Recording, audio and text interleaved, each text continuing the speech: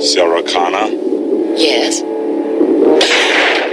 We're going to dive into some groovy facts about Terminator, the story of a cyborg sent back in time to kill the mother of the saviour of the human race. Explosions, robotic faces, terminating, Austrian assets, all in the Terminator. Let's go.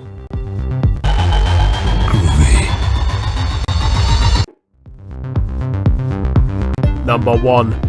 Nightmare Fuel. Director James Cameron was busy directing independent low-budget sea movie Piranha 2: The Spawning in Italy when he was fired by producer Ovidio Assonitis after a troubled shoot. Stressed and burnt out with barely any money for food, James Cameron would sleep in his car after spending all night editing Piranha 2. After breaking into the editing suite, he came down with a fever, and that night had a nightmare about a metal endoskeleton with red eyes crawling through the fire to get to him. James Cameron could not get this terrifying image from his mind, thus it became the Terminator's seed. I do not have seed. Number 2. Terminator changes. As with many movie scripts, they often go through some major changes before hitting the screen. Terminator is no exception. In the original script, Skynet sent back 2 Terminators, maybe in a buy one get one free deal. One of the Terminators would be a test model, which could liquefy and morph into other people. Seem familiar? Of course it does, for it was used 7 years later in Terminator 2 Judgment Day.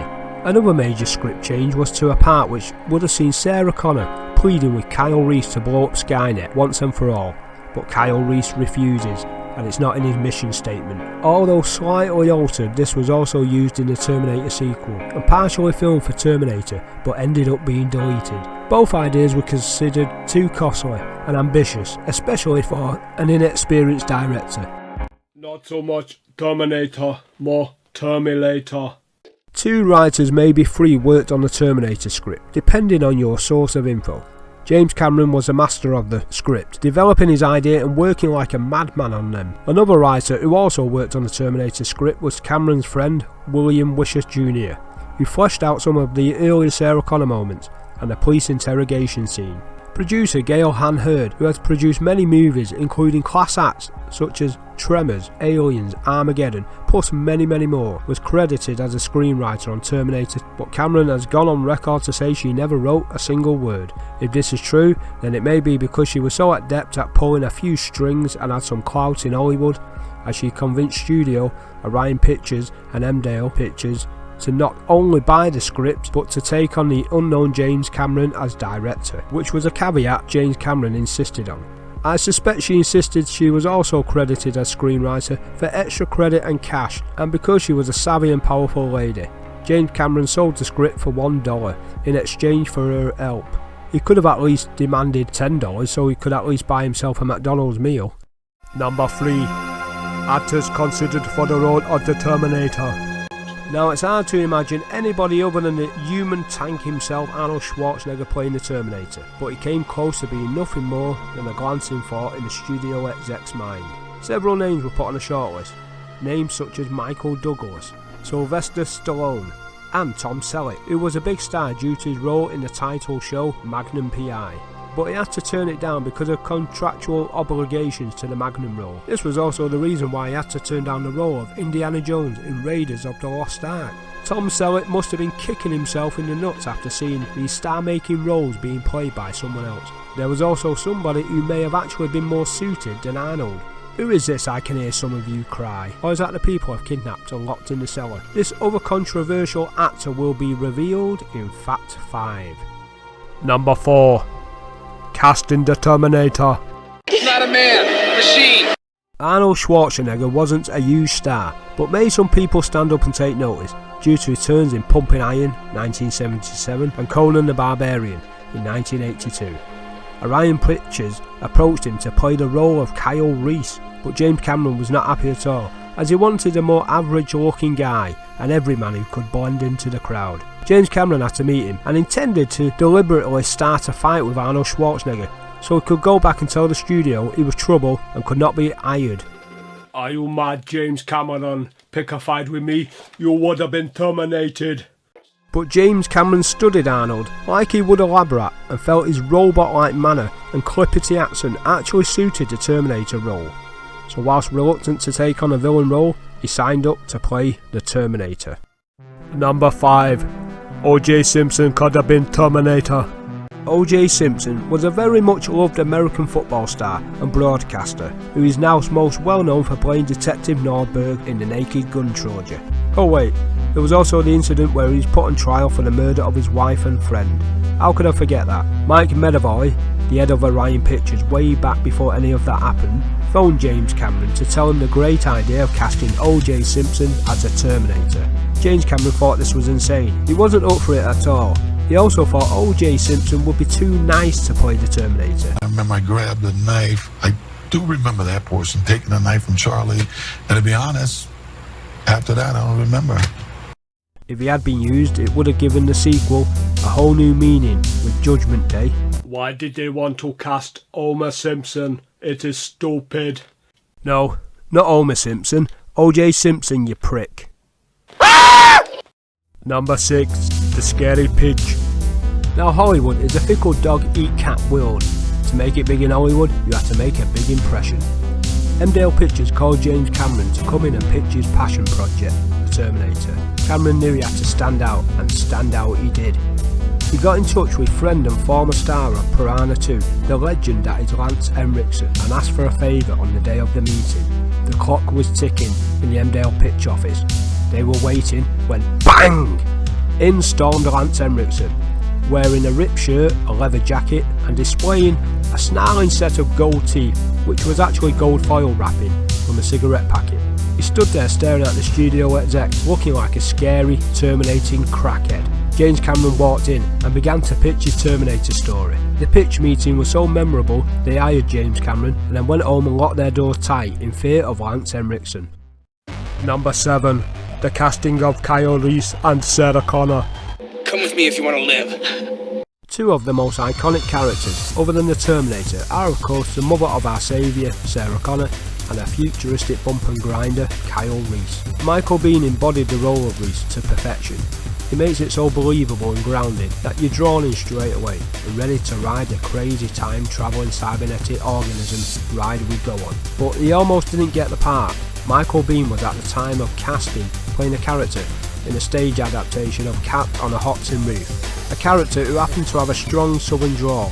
During the audition, he couldn't shake the southern drawl, and this cost him the Reese role, because they did not want the Reese character to be pinned down to specific locations. They wanted the character to be less regionalised. Bihn's agent phoned back and begged them for another audition. This time it was less southern fried chicken and more chicken and veg, and got the role. James Cameron actually suggested some actresses for the role of Sarah Connor. He wanted Glenn Close, star of Fatal Attraction and S.H.I.E.L.D. Season 4. She was not available. Gina Davis, who has pedigree in action-centric roles such as Cutthroat Island and Long Kiss Goodnight, auditioned for the role, but was unsuccessful. I'm so glad Linda Hamilton got the role, but Gina Davis would have been my second choice for sure. Deborah Winger, who we all know and love for A Terminator and a Gentleman, a Officer and a Gentleman, actually got the role of Sarah Connor. Are you Sarah Connor? But right at the last minute she dropped out and was quickly replaced with Linda Hamilton, who had at the time appeared in a few soapy drama movies and Children of the Corn. The rest is history. It's crazy. Number 8. Schwarzenegger's honest opinion of Terminator. I'm not alone in thinking The Terminator is one of the greatest movies in the history of time. It's my favourite of all the Terminator movies. Arnold did think differently at the time though. Before Terminator, Arnold has starred as Conan in Conan the Barbarian, which was a decent hit for the Dino De Laurentiis studio in 1982. Just as Terminator was about to begin shooting though, the Dino De Laurentiis company acted upon a clause in Schwarzenegger's contract that he must start work on the sequel, Conan the Destroyer, as soon as they said so, and they bloody did. So Terminator was put on hold for 9 months. On a side note, this gave James Cameron more time to write 2 scripts for 2 assignments he'd been given. He wrote Rambo First Blood Part 2 and Aliens. You might have heard of him. While shooting Conan the Destroyer, Arnold was interviewed and asked about his next movie, Terminator, to which he replied, "It's just some piece of shit movie I'm working on next." For some reason, Schwarzenegger had never won Promoter of the Year award. Number 9. The special effects. Cameron asked legendary special effects genius Dick Smith to create the special effects for the ambitious, low-budget hard sci-fi movie. Smith could create miracles with his pioneering work, seen in such movies as The Exorcist, Scanners, Ghost Story, and so many more, but he passed, although not before recommending up-and-coming new kid on the block, no, not a boy band member, Stan Winston. We all know what a genius Stan Winston is. Check out Jurassic Park for his astonishing, never-bettered prosthetic dinosaurs for that. He did well with an incredibly small budget.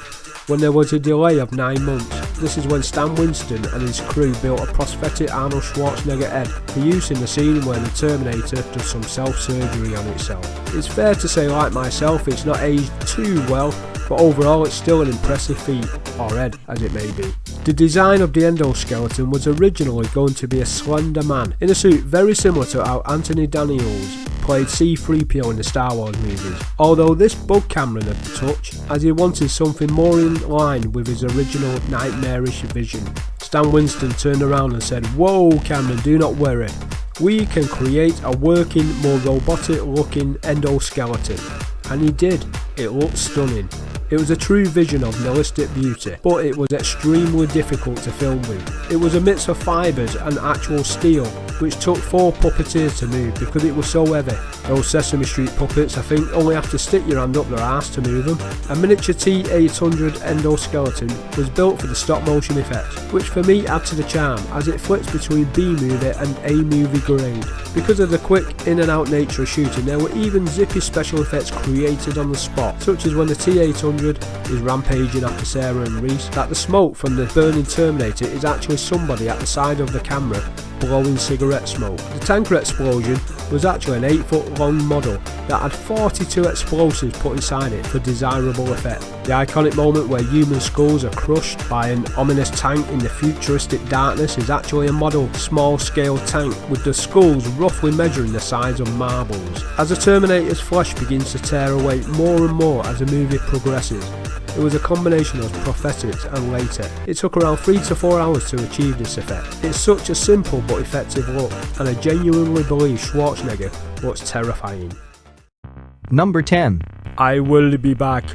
When Arnold came to say the line, "I'll be back," he actually changed it to "I will be back," as he felt it was more monocratic and in line with the character, but James Cameron told him to say it as it's written.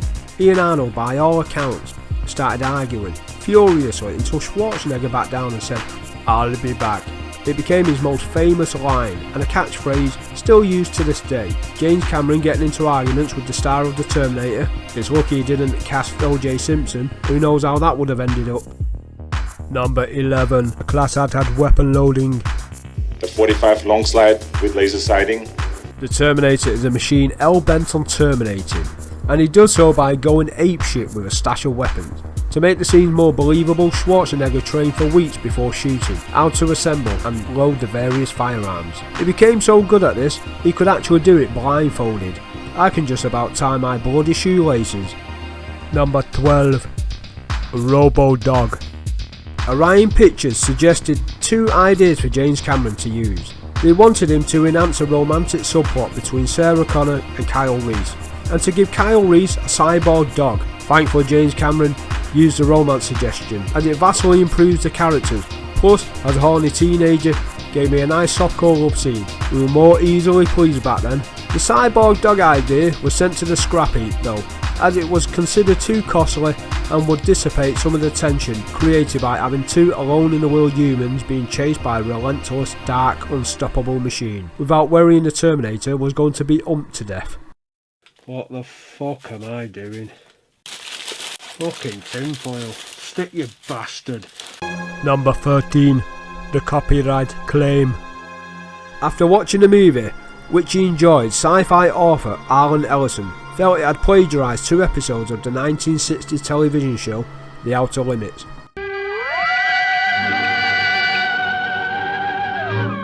The 2 episodes in question, titled Soldier and Demon with a Glass Hand, were both written by Ellison. Soldier is about a soldier from the future who travels back in time to 1964. Whilst there is the obvious similarity, I personally think it's slight, as time travel is not something exclusive in the sci-fi genre. It's a trope that's been used for many sci-fi stories and films way before Terminator came out. In Demon with a Glass Hand, the plot does bear some similarities, in which a man sent back in time is chased by a race of aliens who have obliterated the world in the future. The hero is actually a robot, unbeknownst to him. Arnold Ellison decided to file a lawsuit. Orion and Emdale Pictures settled out of court, and all future prints of the Terminator must include a story credit to author Arnold Ellison. James Cameron was pissed off with this settlement and insisted it was all his idea, to which Orion and Emdale told him if he wants to fight it in court, then it would be out of his own pocket. James Cameron was a nobody, he couldn't risk it financially, so gave in, but he has gone on record to state he thinks Ellison is a parasite. Don't beat about the bush, Cameron, bloody hell. Number 14. Alternative movie posters. We all love a good look at alternative movie posters, don't we? Well, take a look at some of these beauties. This was a UK quad poster, released in 1984. It hints at what's to come without giving too much away, and the Terminator has nice flowing hair. Ah. What about this oddity from Czechoslovakia? It gives off some Metropolis vibes in design to me. This Thai poster is actually more entertaining than the later Terminator sequels. I think all Thai posters should be the official releases. Japan always seems to deliver posters that you want to wear as t-shirts. We all know the Ghanaian specials were coming up. I think if I was a poster designer in Ghana, I'd do alright. They're so bad, they're actually great. Here is Arnold channeling his inner John Matrix character from Commando for the Terminator poster. Now this is better from Ghana. No wait, it isn't. Linda Hamilton looks like E.T. if somebody sat on her face, and I had no idea Kyle Reese was played by Kiefer Sutherland's worn out ropey looking twin. A prize for anybody who can guess who the scary yellow jumpered person is behind Sarah Connor. Number 15. Illegal shooting. The movie was low budget and corners had to be cut for it to be made. Quite a few big movies shot scenes without shooting permits, because this would save a staggering amount of money that would usually be paid to the local government and authorities. This is why Terminator was mostly shot at night, so as not to attract attention. Nice night for shooting. The cast and crew would have to be quick in and out. During a moment where the Terminator punches through a window and steals a car, it was just Arnold and James Cameron who were present for shooting, because they had to get in and out of the street fast before they were arrested. They nearly were busted though. The final scene when Sarah Connor rambles on about humanity was shot incredibly early in the day, and as he was shooting that scene, a cop car pulled up and demanded to see filming permits, which they never had. Quickly, James Cameron told the cop they were students making a movie for a uni project, so the cop let them be. Very clever. Although the fact they were shooting extremely early in the morning should have alerted the cop and made him realise it couldn't be a student movie, as students do not get out of bed before the afternoon. Number 16. The Terminator tie-in novels. Many movies, especially during the 80s, had movie tie-in novelisations, and Terminator was obviously no exception. Except it had two. A UK novel written by acclaimed shock horror author Sean Hudson, and a US novel by Randall Frakes and Bill Wisher. Hey, America does things bigger, so they get two authors. Sean Hudson, who was mostly known for writing Slugs and Spawn, only had the shooting script to go off, as at the time of being hired, the movie was still being shot. Frakes and Wisher had input into the actual script, it seems, plus they had, at the time of writing their version, seen the film.